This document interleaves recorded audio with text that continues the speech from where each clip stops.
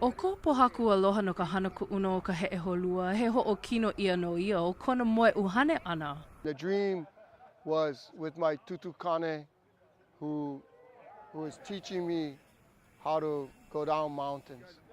And I remember the Hōlua.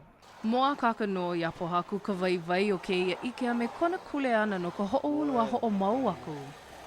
We have to keep that essence of where it originates from and pass that down.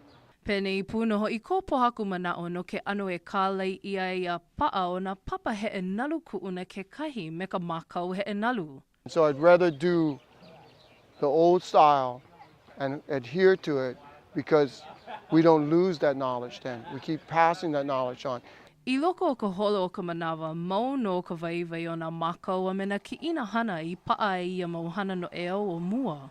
When you look at the technology of our kupuna, and then you really learn what it's really all about, you understand how it functions and why it was built like that. Mahalo maoli ana o pahaku I ka mālama I aku nei o ia poʻa ia pili o ka ʻaha Kāne I wahi e wala au ai me nā Kāne no ke ia hana kuʻuna.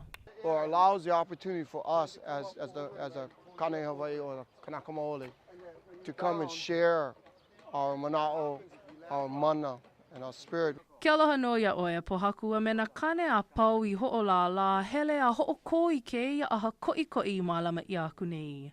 O wau no ke ia o Amy Kalili no Sunrise ma Hawaii News Now. Aloha.